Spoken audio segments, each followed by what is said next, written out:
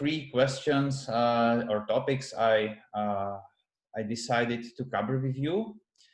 And let me introduce myself first. So my name is Jiri. I am based in Toronto, and I'm also a part of Transform This with Gunjan. And I have a master's degree in applied economics, but through my journey, I became very passionate about data science and machine learning. And I would like to share with you some of the topics and experience I have explored or gained on my path. Anytime, feel free to raise your questions, ask me anything, and I hope we will have a nice discussion. So regarding the very first topic, I would like to bring on the table the question: what should any business team should know about machine learning? And what are you looking right now is a diagram that pictures the subsets of artificial intelligence. You probably heard about or the buzzword artificial intelligence a lot in the past days, but maybe I can immediately bring a question to the discussion. So what rings a bell if you heard artificial intelligence? So for me, it would be more about using the data and the capabilities that I already have in my business and how to make them in a more automated fashion, make them think for themselves, if that makes sense, right? Because currently, from a predictive analytics perspective, there's a lot of manual thinking that goes into it from a business point of view. So how can we enable that? Because I work in consulting with a lot of different clients, especially in Canada, who I don't think are at that AI mark just yet. Mm-hmm. But they are beginning to organize their data initiatives in such a way that they can position themselves to take advantage of that AI piece. Yeah, definitely, I agree. So, what about Amber? What does she think about artificial intelligence? How, does it even ring a bell?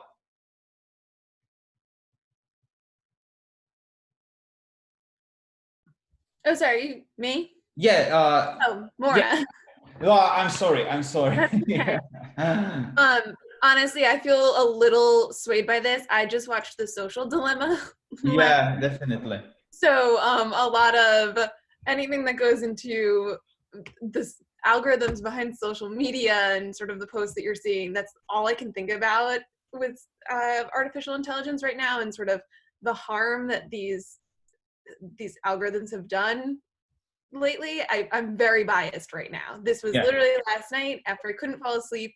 I put that on. It didn't help fall asleep.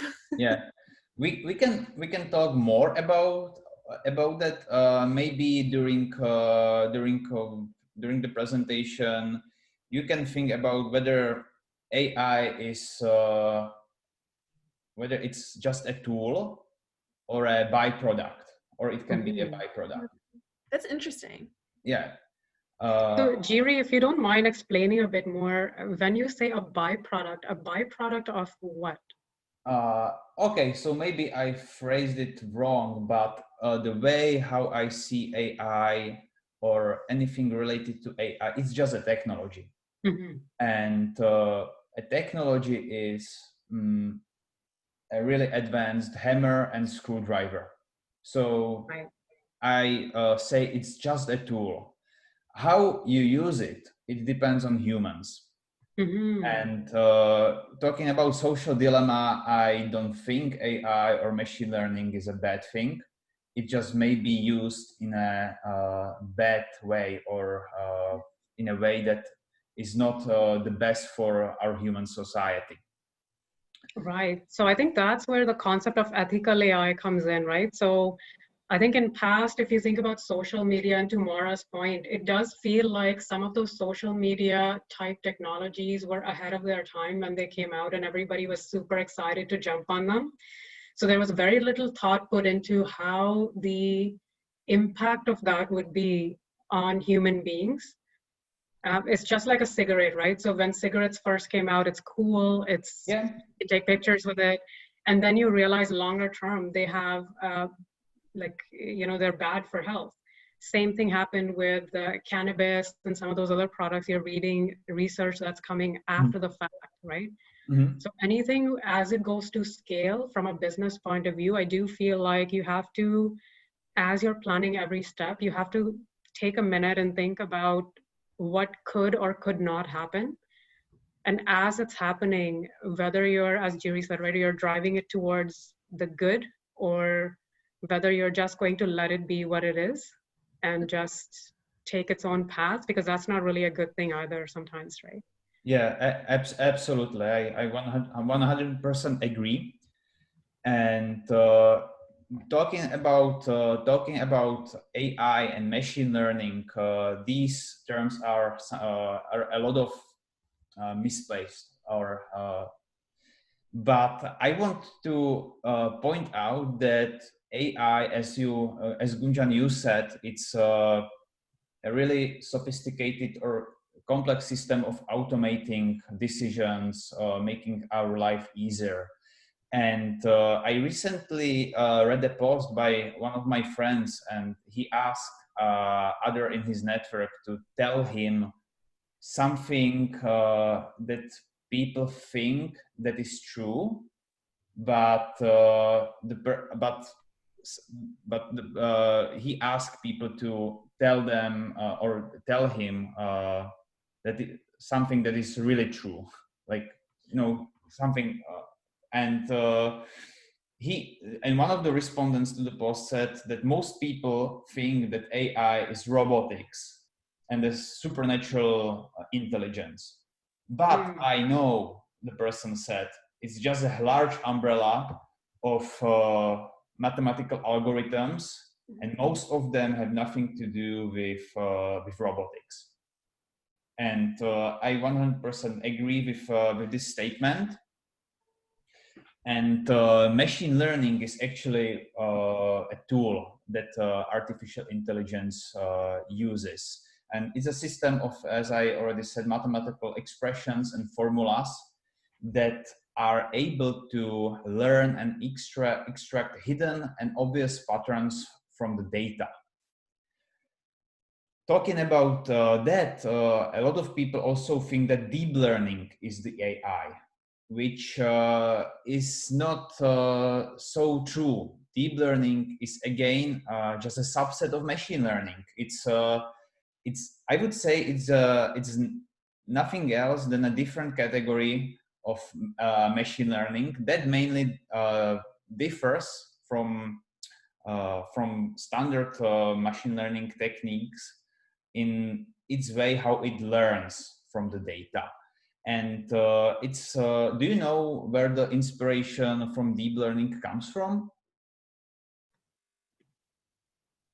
So it's loosely inspired in neurology and how our brain, how our neurons communicate. So there is a response, there is a signal and response to that signal, which in deep learning means there is some information that is transmitted in hidden layers. That's also why we call it deep learning, because these layers can go very deep.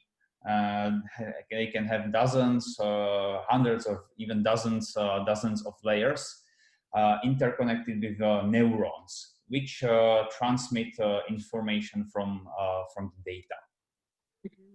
So Jiri, a quick question for you there. I'm not sure if that's where you're heading already. So if you think about, let's say, a business use case, any company in whatever industry you're familiar with, can you give us an example of deep learning versus machine learning versus AI? Mm-hmm. That's a very good question. So, and I will be talking about it. Okay. And as you said, artificial intelligence. Okay, let's start from AI. Because AI incorporates machine learning or deep learning, if you want to say, and maybe you can forget about deep learning for a while. It's just a specific field of machine learning. Algorithms learn in a slightly or in a different way. But if you take these machine learning techniques and build a system that is automatized, synchronized, we can consider it as a machine learning. As AI. Without automation, it's just an algorithm that probably extracted and learn some parameters, something from the data, but it's not very useful for us. So AI is actually a whole ecosystem of not only the machine learning algorithm that learns some data, but also how it communicates with its user. And talking about, and yeah, really, don't try to think about machine learning and deep learning as something distinct. Deep learning is still still a field of machine learning. It's just a different way how the information and patterns can be extracted. Did I answer your question, Gunjan? Yes, thank you. Okay, but talking about the AI, there is sometimes a misconception also about the roles in companies who actually brings or builds AI. And here I want to I want to build I want to distinguish between a data scientist and data analyst. And maybe I can share my recent experience with hiring data scientist at some company, and he said that a data analyst is a terrible data scientist. Do you have any opinion about that? Do you agree or disagree? I'm just asking. Maybe you don't. Maybe you still haven't developed a clear definition between data scientist or data analyst. But what do you think about this statement? I'm just curious. I mean, I would say, I don't know if a data analyst is a bad data scientist. I kind of really love that answer though. The data analyst, the way I've kind of segmented the two in my mind, does a lot of the work before the data scientist comes into play. The analytics, the digesting of what the data is, that's mainly handled by a data analyst. And of course, it all depends on like the structure of the company and how many people are there and who's doing what. But it seems like they're more responsible for maintaining data, cleaning it, all of that, where a data scientist can come through and they're the ones who start to really build a model from there. I haven't encountered a lot of data analysts that are necessarily building out linear regression models or anything like that. But they're a bad data scientist. That's excellent. So you think that the data analysts come to the game before data scientists, right? That's how you would say it works. Is that true? Or is that what you think? I would say from my corporate experience, in a completely different role and capacity, some places, especially places that believe in a more old school way of doing things, are probably more receptive to a data analyst because they kind of fear automation. So in that sense, a data analyst would be first. I was in retail before this. They were absolutely afraid of anything being like done by a machine. We would only ever have a data analyst. Yeah. So when the manager told us about that, actually everyone laughed, but I also took it as a joke. But I highly disagree with him because I think these roles, they overlapped, but each of them has its own strengths, and I would say that when it comes to data analysts, they may know the business better. And I will talk about it in the next slide. But business, any business needs a value and a solution.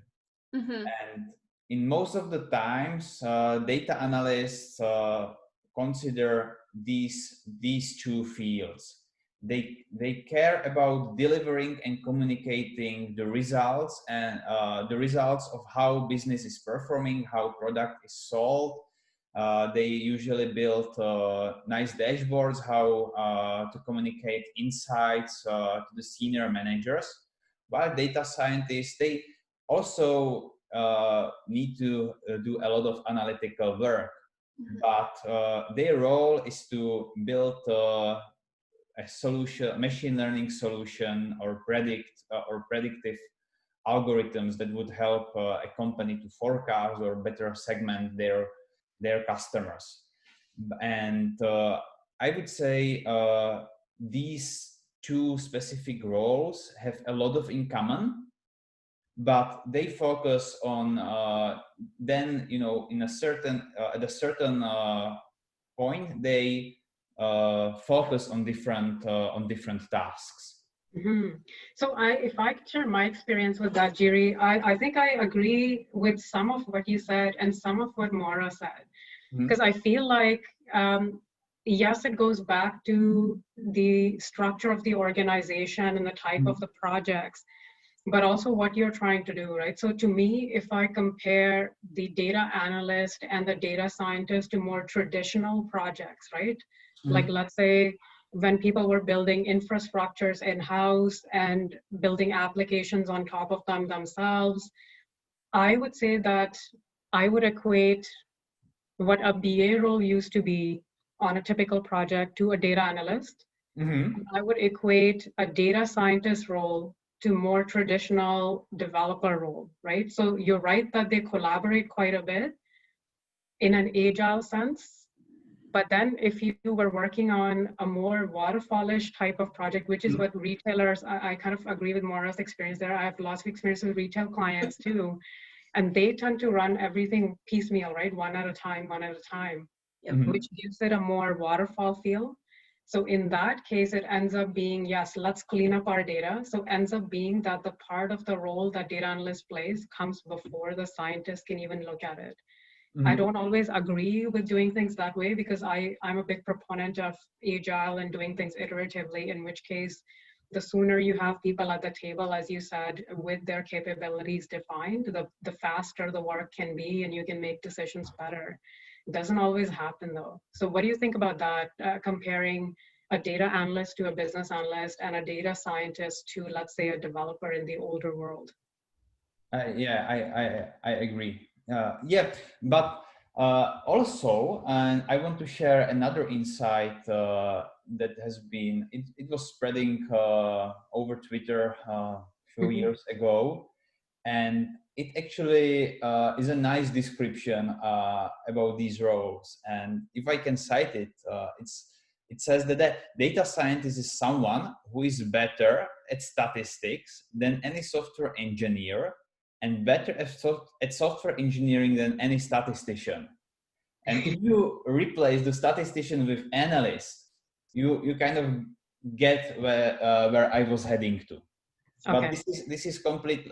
This is something I highly identify myself with, or in general the field of data science, because in the end, a data scientist needs to have software development skills, because you recall we talked about artificial intelligence, that it becomes machine learning becomes AI at the point where algorithm is orchestrated in a way that a user or business can benefit from it easily.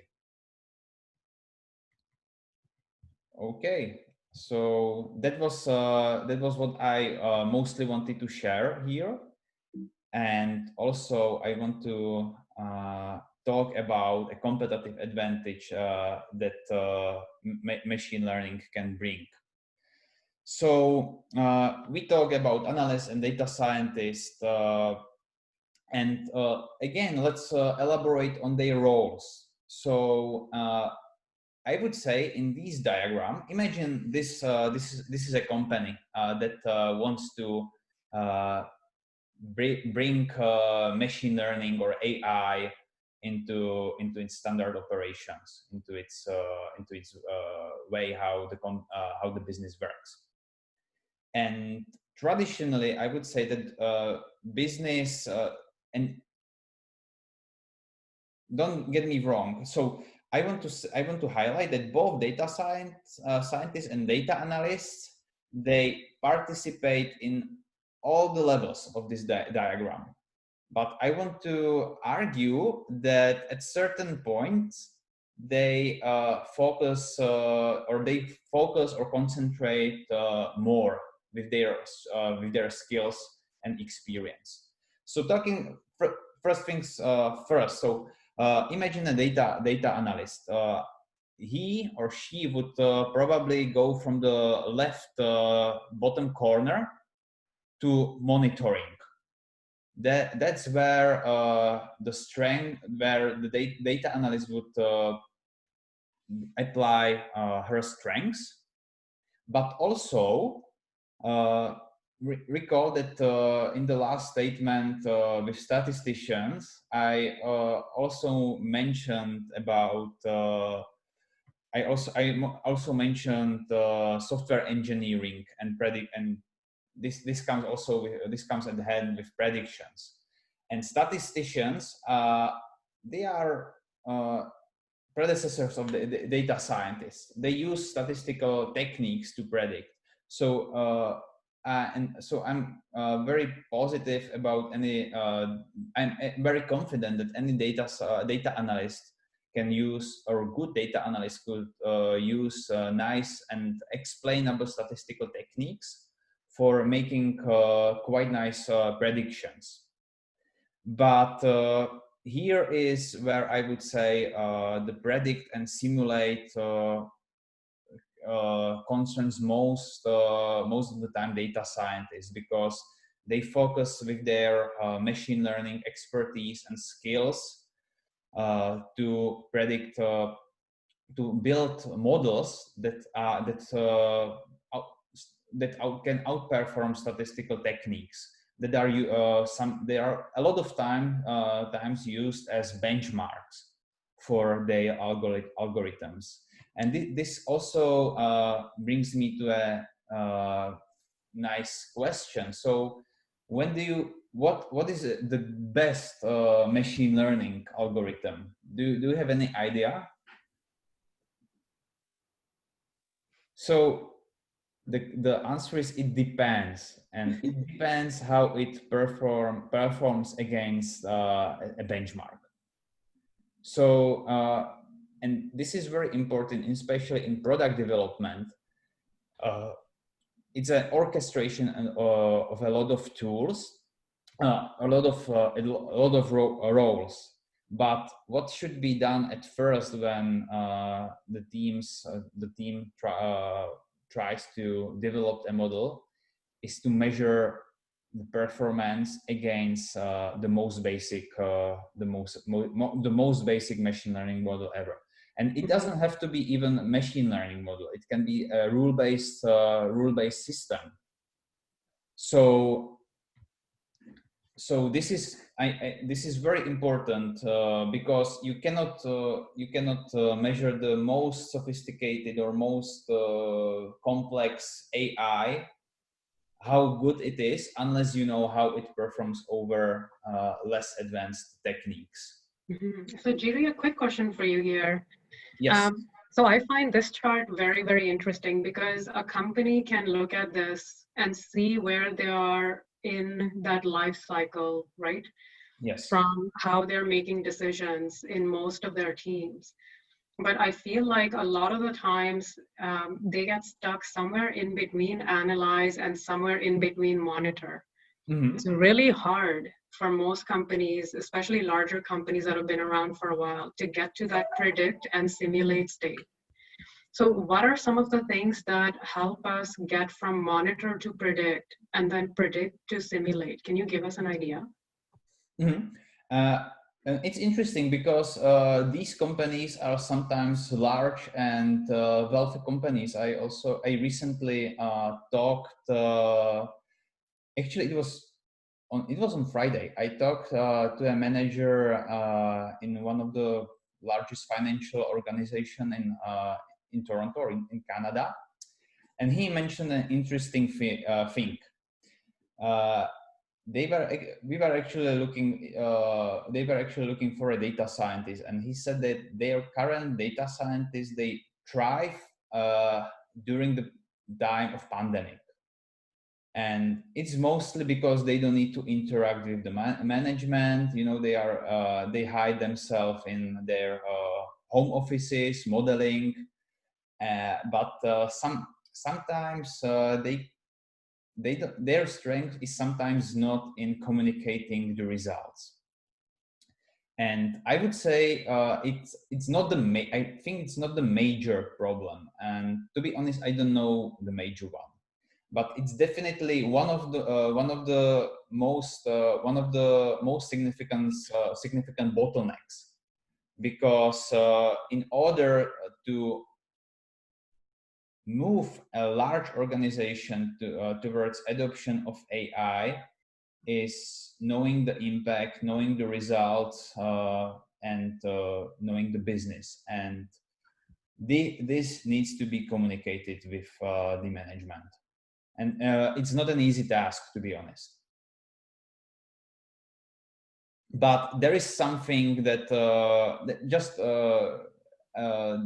I'm just curious if you can. I maintain there is if you see the predict, simulate. I maintain there should be another layer. And again, we talk about AI, what it is. Do you know what the last layer would be?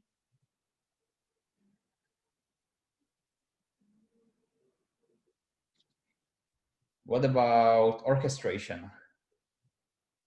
So in order to really have AI at your company, it needs to be orchestrated.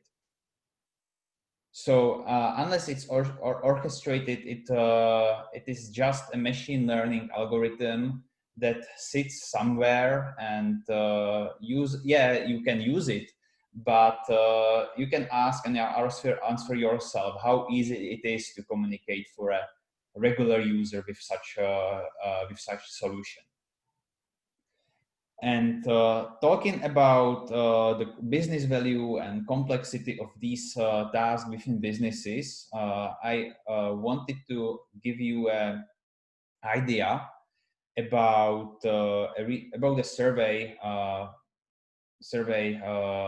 performed or conducted by Deloitte, and the respondents actually were asked how do they see their companies, in what ways they facilitate AI inside, what it actually brings to the company.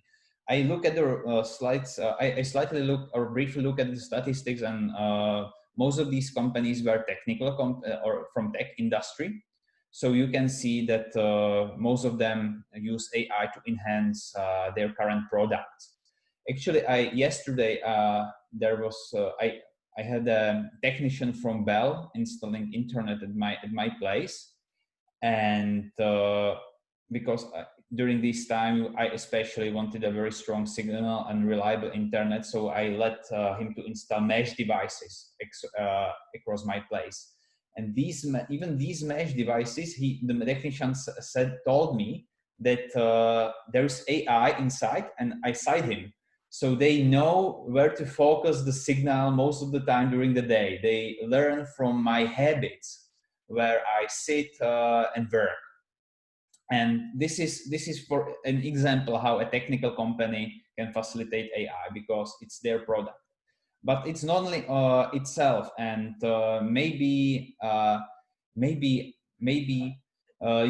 you can tell me what from your experience, how your companies or clients you work with facilitate AI or try to adopt AI inside. In what specific ways it would be? Would it be would it be in order to make a better decision or create new products, or maybe just to reduce overhead? Can you share your experience with me?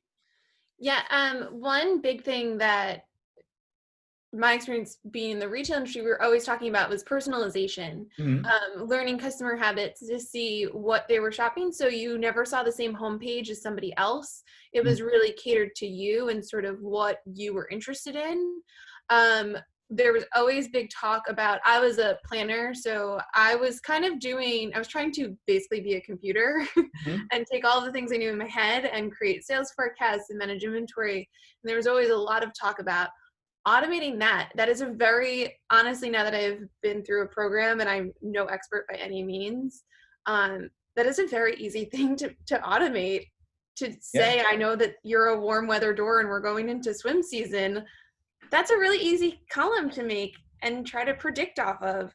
But like I said, they're very distrustful if it's not a person sort of sitting behind something and making sure that everything is as we want it to be, making something more bullish or more conservative depending on what's happening. But personalization was kind of top of mind, really sort of making a unique experience. Growing.com that way was so important, that we always talked about, at least. Yeah, I cannot disagree. I can only emphasize or highlight that AI is best used, or the easiest used in cases where our tasks are repetitive, because you can imagine it, that is something that is repetitive can be learned and performed easier. But what I wanted to say is that maybe these companies, because these days a lot of companies want or they ask or discuss, how can we bring AI into organization? How can we adopt it? Do we need actually a team of data scientists? Do we need to hire them to build solutions for us? And the answer, I cannot answer yes or no. Definitely anyone or any company that adopts AI should have a team or that helps to implement it. But the market is full of business-to-business AI and machine learning solutions that are traded like any other app on our favorite app stores. So if any company would ask me, how do we bring or adopt AI? My first answer would, or actually I would answer a question: do you really need an AI? Sometimes you can solve things in a simple manner. Then it depends on data you already have, because any AI the company would adopt would need to learn on the company's data. And if I wanted to share something with you today, it's this: your AI, regardless how sophisticated the model is only as good as the data it was fed in. The data consists, or the data reflects the strength of patterns, and the repetitiveness, it's the amplitude of these patterns. So more rich more rich data you have, better your algorithm would be. And if you, these days, it's even more important to have a good data than a robust machine learning solutions. because even a simple algorithm can learn a lot of things and be very reliable if it was trained on a rich data source. So what have you learned so far? Is it anything you would like to ask? Anything from the previous slide or on this slide? Or everything clear so far? Or anything interesting maybe? Is it do you already know Well, I think something? you've Yeah. scared me off from being a data analyst because I know I'm good at statistics. No, it's been really interesting so far. No questions yet, but I will let you know. Yeah, sometimes even at the roles of data analyst, a lot of times you don't need to know statistics. I would say these days it's more important about building nice and straightforward dashboards that communicate how the company performs. I want to do things preemptively, not reactionary. So also I want to do calculus. So, but you can as a data analyst you can still build with a dashboard or analytical tool or anything that reflects the position of the business. And it's been happening until recently.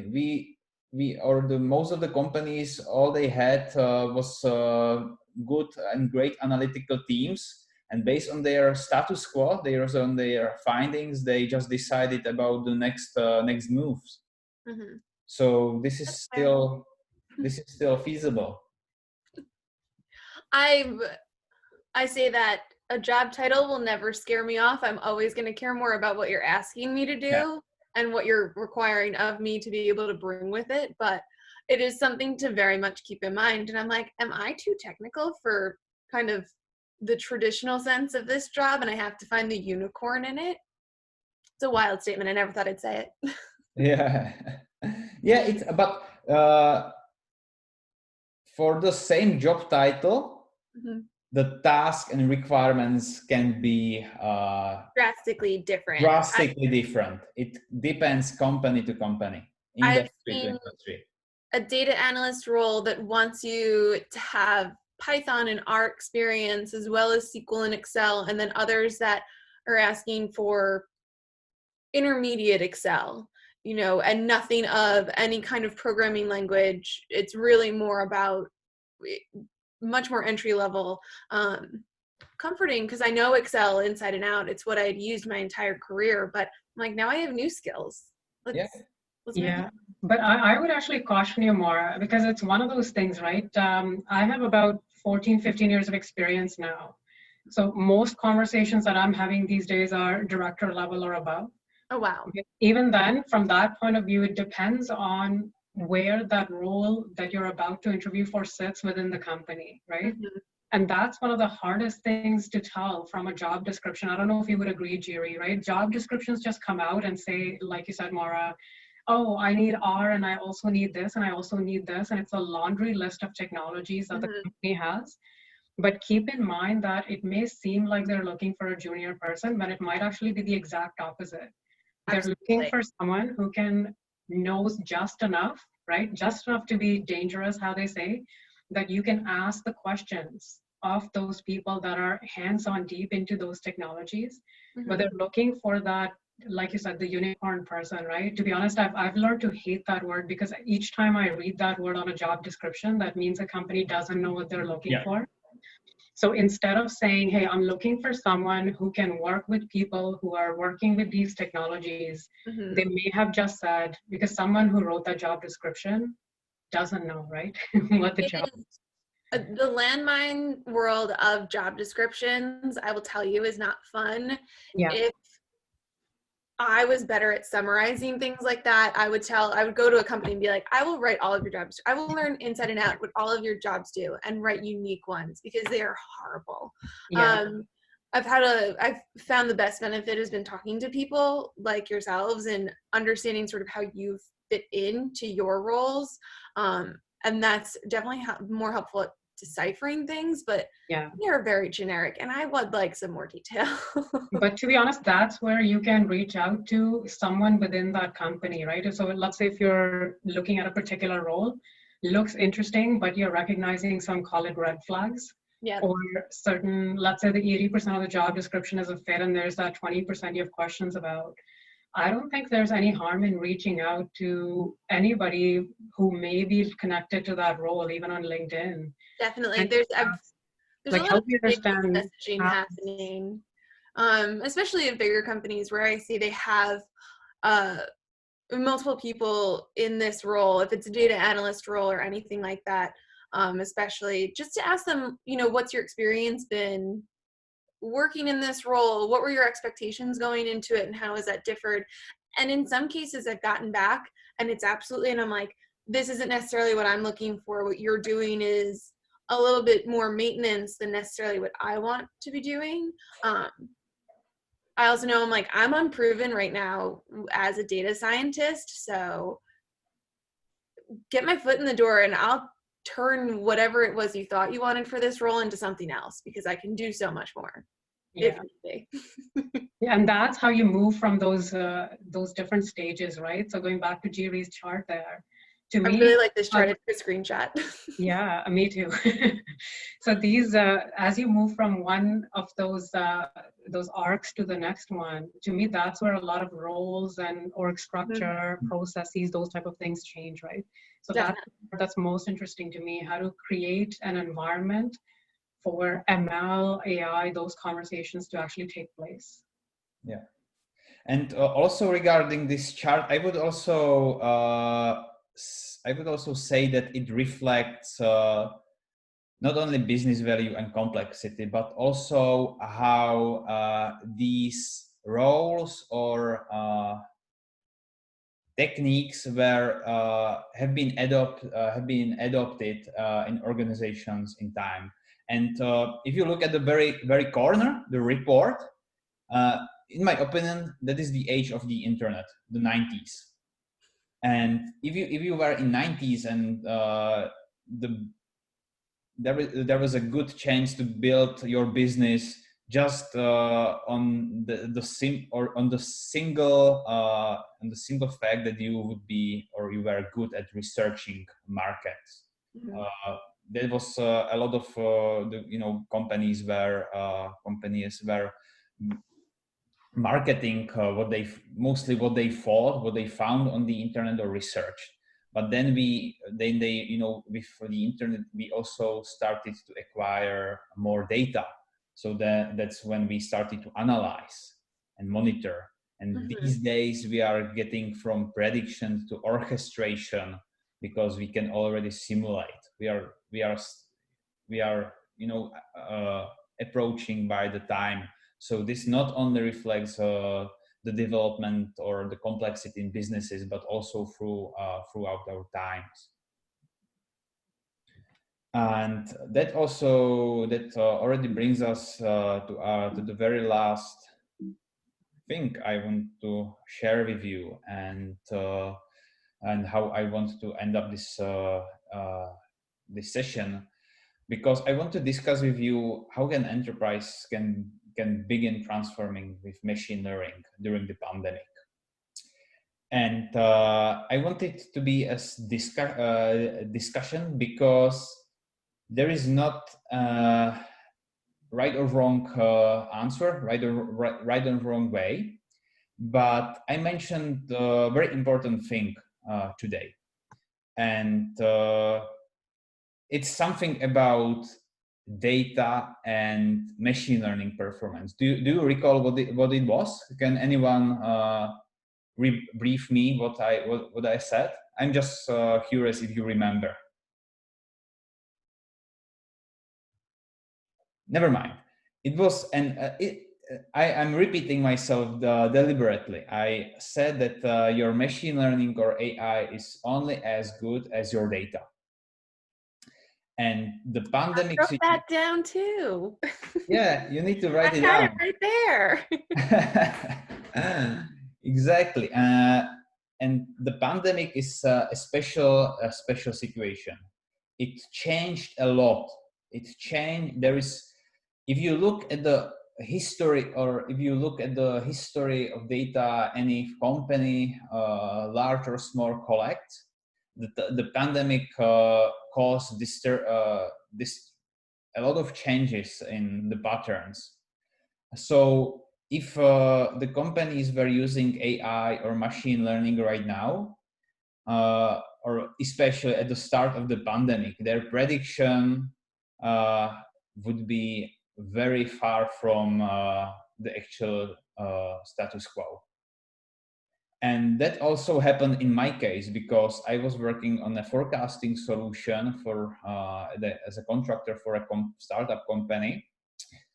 And as soon as the pandemic started, I was called out of the project, not because there wouldn't be money or the client who couldn't afford the solution, but because the disturbance the pandemic caused on the market of the client, any prediction, better or worse, would be useless for that company, because our solution would never seen such data as the data would be during the pandemics. So it's a really special situation these times. So while companies companies in technology can start building new applications or new solutions for the products we already use, or use even more during these pandemics, what would be actually another case, how most of the companies outside of tech sector could adopt AI. And I already again mentioned it. It would be probably it can be maybe looking at the marketplace of possible already deployed or already introduced solution of machine learning applications or products for these companies. But that also brings us back to my first point, and that is the pandemic, because again, even such already ready to use solution would need to be trained in most cases on your data, and that makes the adoption during these days difficult. And the last way how transformation during machine learning, transformation during pandemic with machine learning could be done is, again, I mentioned that is building own solution, but that is also comes at it also comes with some costs and allocation of human resources. But maybe you can share with me your experience. How what do you see on the market? Gunjan, you work a lot with the clients, with a lot of companies. So maybe you know better than me how they try to adopt machine learning these days. Well, I don't know if I know any better, but I will say that one thing that I've seen consistently across, doesn't matter which client, which industry, right? Because I've over the last little while talked to people in retail, in banking, and insurance.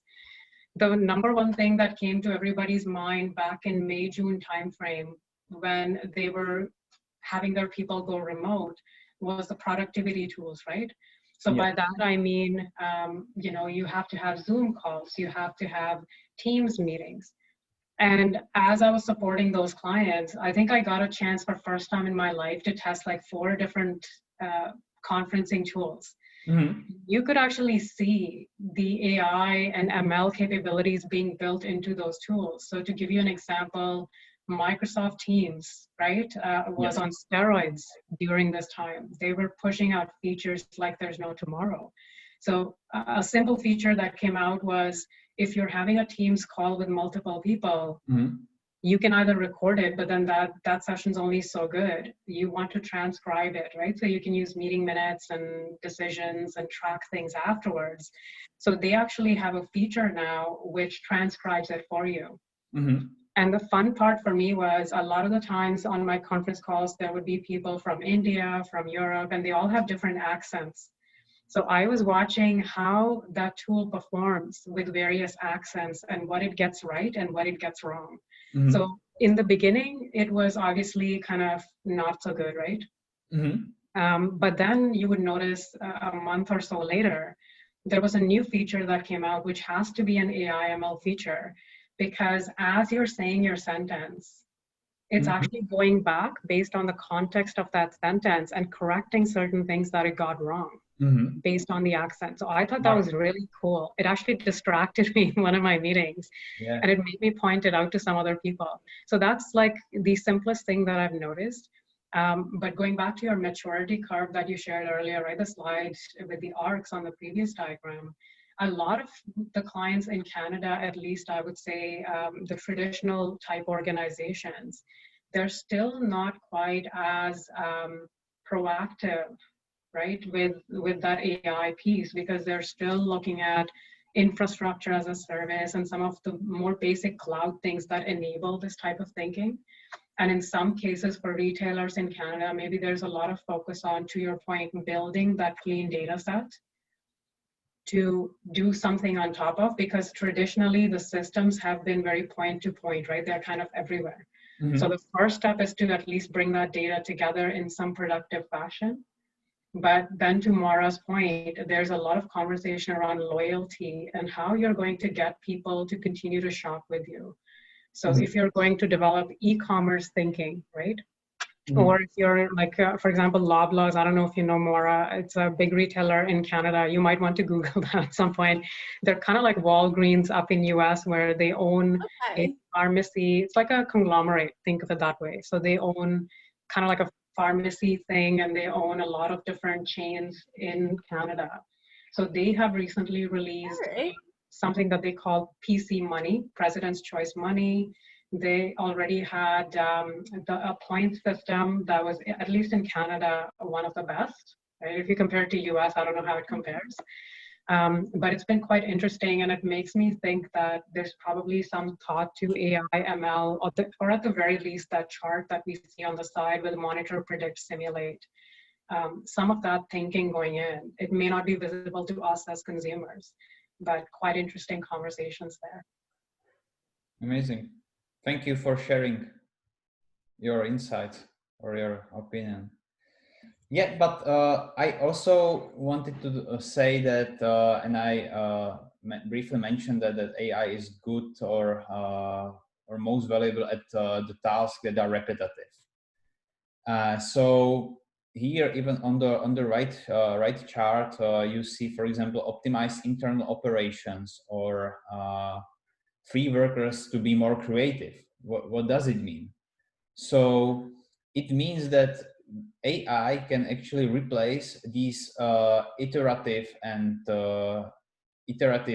procedures we do on the regular basis, and actually help us to allocate that time to more to different areas where we need to be focused more.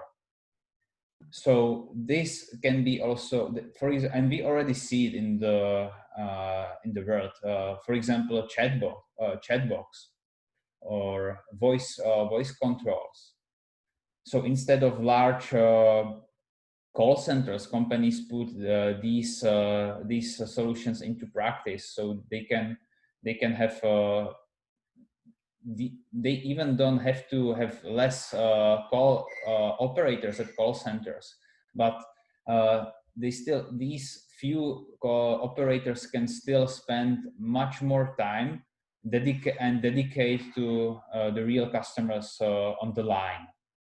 Meanwhile, some customers looking for solutions that are regular and frequent can find the answer or help just with the chatbot. So that's how companies may try to adopt AI solution even these days. They can try to replace the standard procedures or something the regular employees do on a daily basis, and it's repetitive. And with that, I wanted to conclude my presentation for today. So I wanted to ask you to ask me any other additional question you may have, or conclude what have you learned today. But mostly this is all from me. Well, thank you so much. I think in terms of learning, the focus on what's the quality of your data that you're gonna go and build all of these things on is just, that's my big takeaway, to focus on that. I love the idea that your best model is always going to be dependent on your data and what assumptions you're making about it. Yeah. Always my favorite answer, which one should I use? It's like, well, it depends. Yeah. Great. But no, I loved this. This was awesome. Thank you so much. No worries. No, I was happy to share it, and I hope you learned something from today's. I definitely did. And last but not least, I also want to mention what's coming next in our series of talks. And on Saturday, October 17th, Gunjan will host an event with Ramia, who is a senior data scientist at Loblaw Companies Limited.